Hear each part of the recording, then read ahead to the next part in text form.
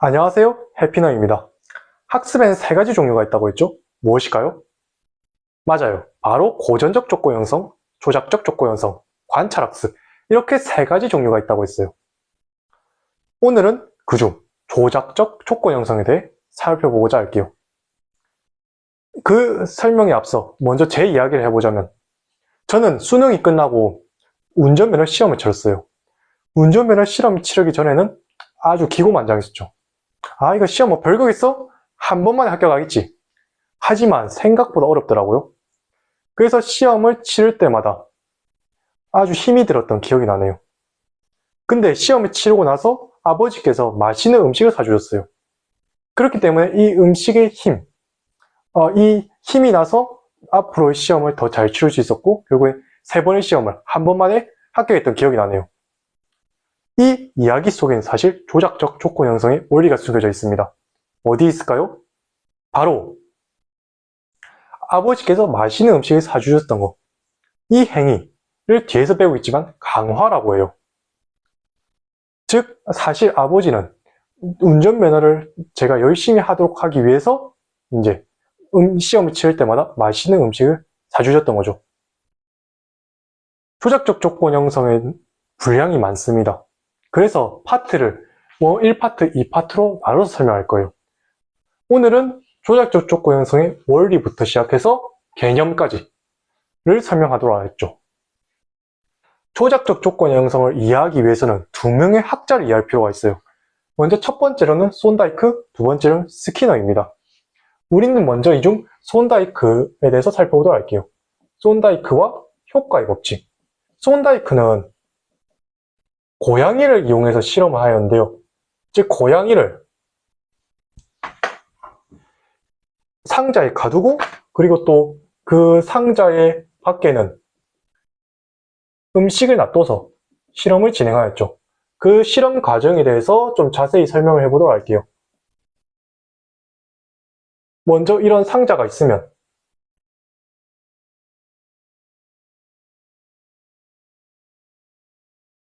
여기다가 고양이를 집어넣어요.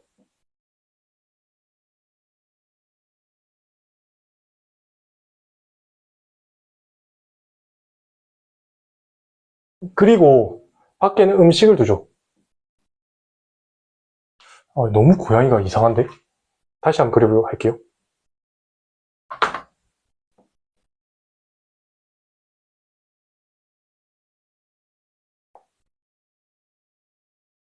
됐다. 그렇게 고양이와 를 상자에 놔두고 밖에는 음식을 놔두죠. 근데 이 상자는 단순한 상자가 아니에요. 바로 퍼즐 상자인데 왜 그러냐? 레버를 눌러야지만 탈출할 수 있도록 구성된 상자이기 때문입니다. 고양이는 이 상자를 탈출해서 음식을 먹고 싶어요. 왜냐? 배고픈 고양이를 상자에 가뒀거든요. 그래서 배고파서 막 어떻게든 시도를 하죠. 그러다가 우연히 레버를 누르고 탈출해서 음식을 먹습니다. 그러면 다시 또 연구자는 고양이가 배고플 때까지 기다려. 그리고 배고픈 고양이를 다시 또 똑같은 상자에 집어넣죠. 그러면 고양이는 이때는 처음과 다르게 한번 생각을 해봅니다. 뭔가를 눌렀더니 상자를 탈출했어.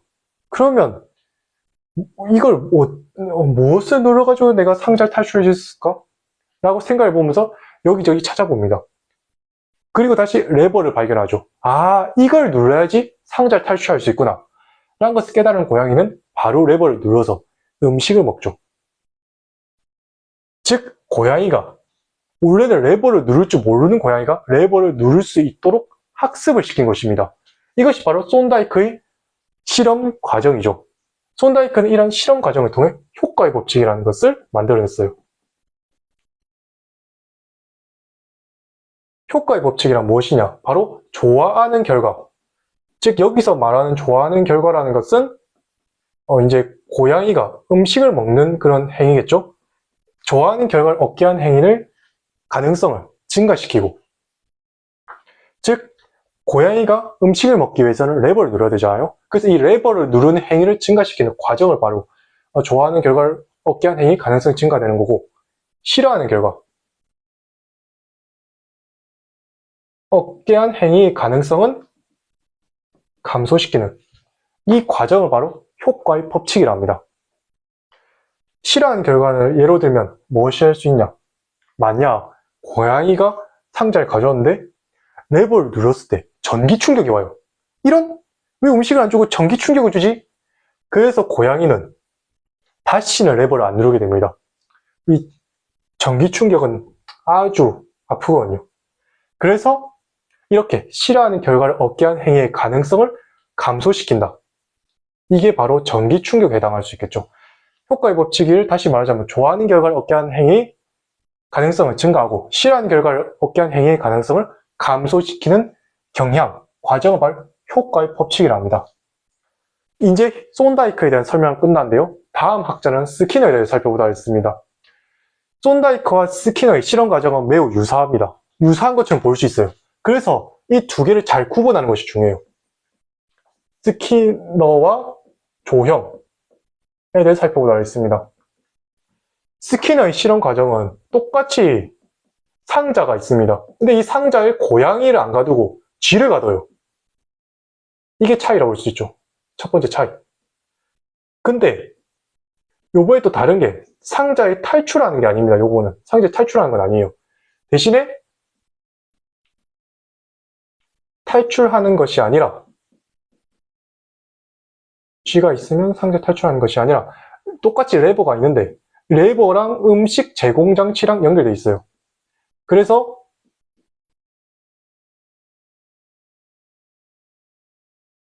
어떤 연구자가 원하는 행위를 하게 되면 음식이 제공되도록 하는 그렇게 만들어진 상자라 볼 수 있는 거죠. 좀 이거랑 좀 다르죠? 조금 더 체계화되고 좀 더 업그레이드된 실험이라 볼 수가 있겠습니다. 이 스키너의 상자에서는 조형의 원리가 이용되는데요. 조형의 원리. 조형의 원리란 무엇이냐? 바로 쥐가 처음에는 레버의 근처에 가기만 해도 음식이 옵니다. 음식을 제공하죠. 그러면 쥐는 계속해서 레버 근처에 가도록 하겠죠? 그렇게 레버의 근처에 가고 계속해서 반복해서 음식을 주고 하다 보면 나중에는 레버에 가까이 가는 것만으로 음식을 제공하지 않습니다. 바로 레버를 스쳐야지. 레버를 한번 닿아야지, 손이 닿아야지만 음식을 제공하도록 좀 더 난이도를 업그레이드 시킵니다. 그러면 쥐는 뭐지? 원래는 근처에 가기만 해도 음식이 좋은데?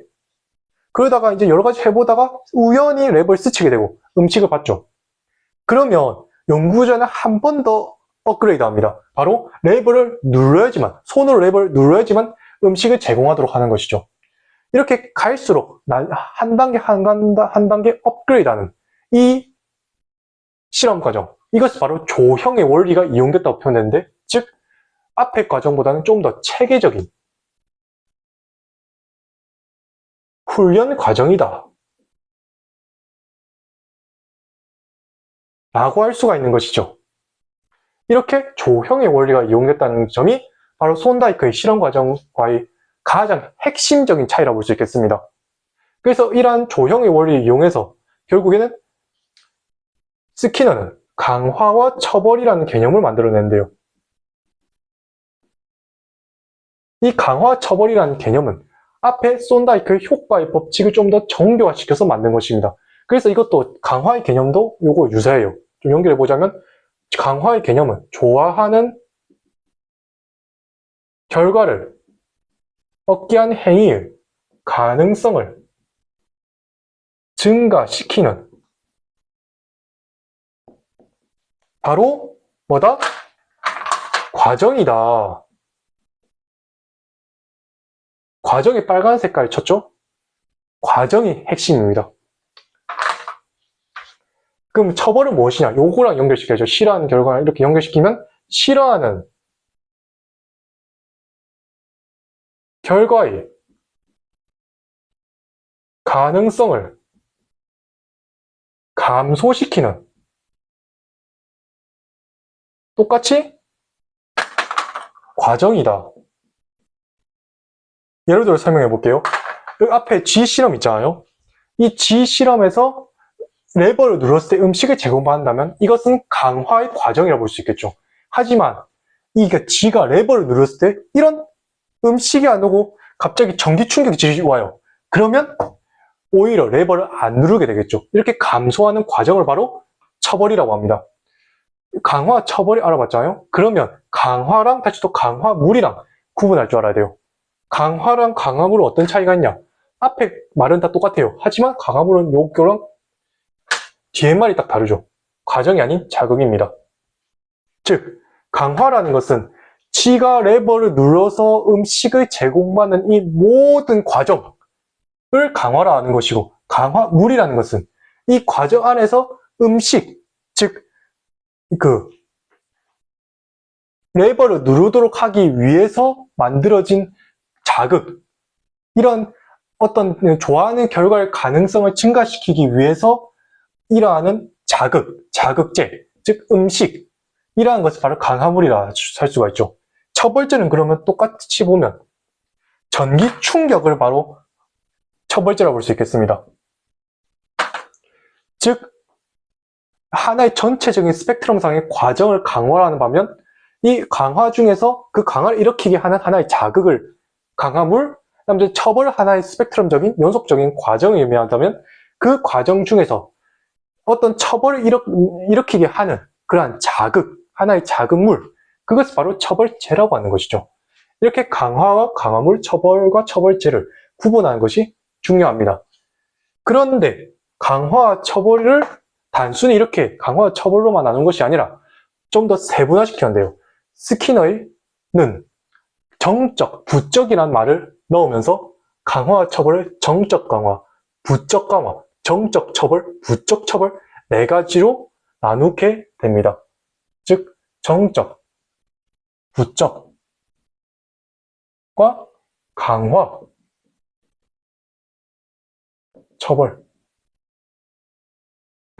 정적, 부적은 이름 그대로인데요. 정적은 말 그대로 플러스적인 의미, 부적은 이름 그대로 마이너스적인 의미를 담고 있습니다.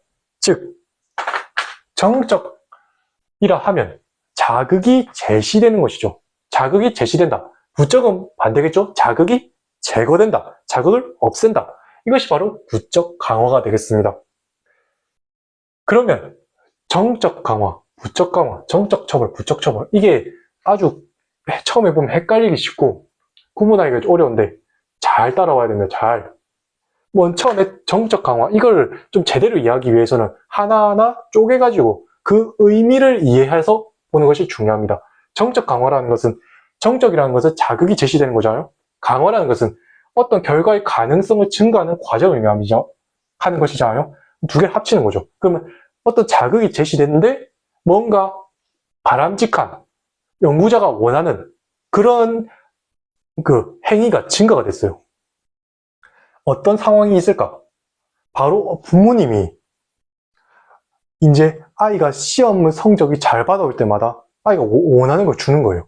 예를 들면 돈이 될 수도 있겠고, 아니면 뭐 선물이 될 수도 있겠고, 이렇게 아이가 원하는 걸 주는 걸 바로 정적 강화의 상황이라고 볼 수 있는 것이죠. 이 정적 강화의 상황에서는 좋아하는 자극이 제시됩니다.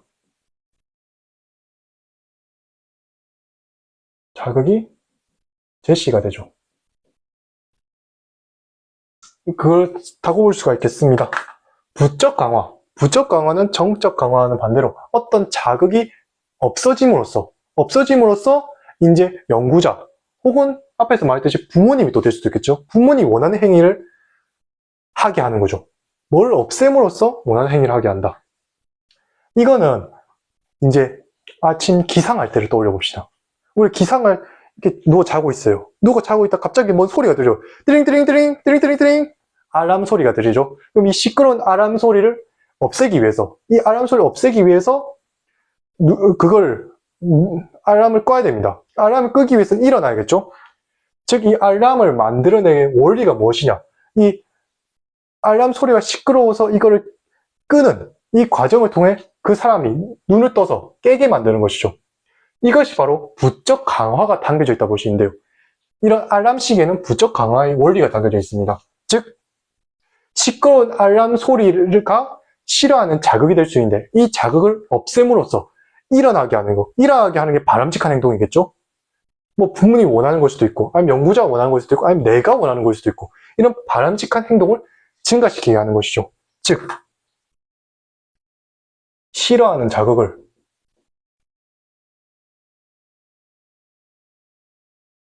제거함으로써 강화를 시키는 것을 바로 부적 강화라고 합니다. 그럼 정적 처벌은 무엇이냐? 정적 처벌은 다시 또 부모님이 불러일으킬게요. 부모님이 이제 애가 지금 학원 숙제를 안 하네? 학원 숙제를 안 하는데 막 게임하고 놀고 있네? 그럼 막 잔소리를 퍼부는 거죠. 너가 지금 그래가지고는 대학은 갈 수 있겠냐? 뭐라 하면서 이래가지고 너가 앞으로 뭐 인생 뭐 먹고 살래? 하면 그렇게 잔소리 막 퍼부는 거죠. 그럼 애한테는 그 잔소리가 뭐겠어요? 바로 싫어하는 자극이 되는 것입니다. 즉 정적 처벌이란 무엇이냐? 싫어하는 자극을 제시함으로써 지금 게임하고 있는 이 상황 있잖아요. 이 게임한 이게 부모님이 보기에는 매우 바람직하지 않고 아주 혐오스러운 행동이잖아요. 이 싫어하는 그 행동을 감소시키는, 감소하게 하는 것을 바로 정적 처벌이라고 볼 수 있겠습니다.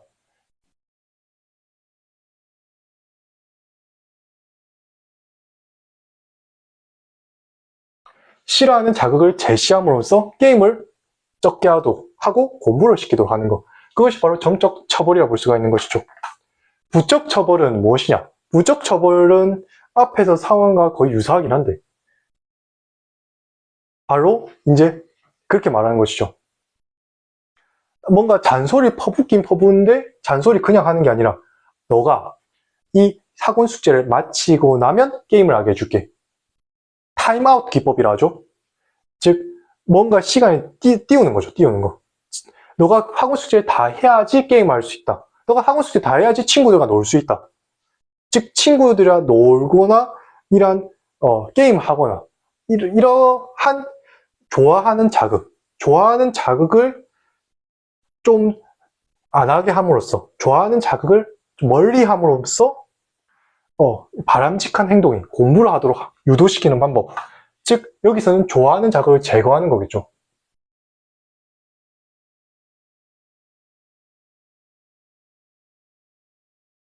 좋아하는 자극을 제거함으로써 결국에는 게임을 못하게 하도록 하는 것이 바로 부적 처벌이 되겠습니다.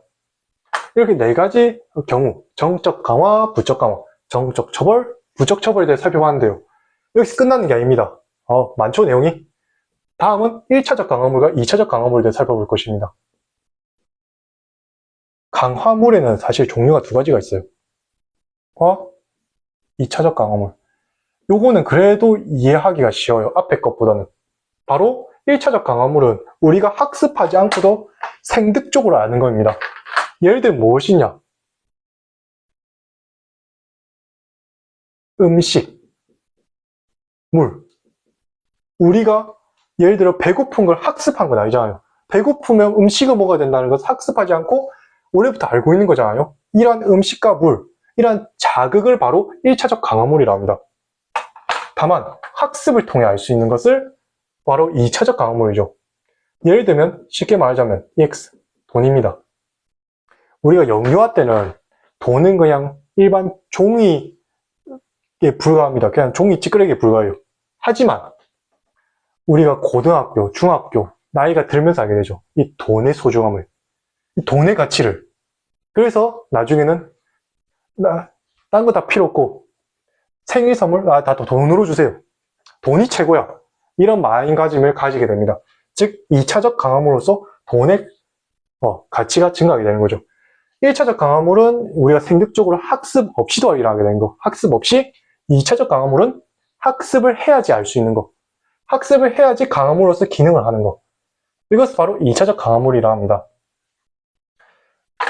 우리는 처음에 손다이크 실험 과정에 대해 살펴봤어요. 손다이크는 고양이를 통해 실험했고 고양이가 상자를 탈출함으로써 그 레버를 눌러서 상자를 탈출하는 이 과정을 통해서 실험을 진행하였고 그를 통해 효과의 법칙을 개발했죠. 효과의 법칙이라는 것은 좋아하는 결과를 얻게 한 행위의 가능성을 증가하고 싫어하는 결과를 얻게 한 행위의 가능성을 감소시키는 과정을 의미하죠. 스키너는 쥐를 상자에 가져왔는데 조형의 원리를 이용해서 쥐를 훈련시켰죠. 학습시켰죠. 그를 통해서 강화, 처벌, 강화물 처벌제라는 것을 개념을 만들어냈고 이걸 조금 더 세분화시켜서 정적 강화, 정적 처벌, 부적 강화, 부적 처벌이라는 개념을 만들었죠. 또한 강화물도 두 가지를 나눴어요. 1차적 강화물과 2차적 강화물. 이렇게 지금까지 조작적 조건 형성에 대해 살펴봤습니다. 지금까지 설명을 드려주셔서 감사합니다.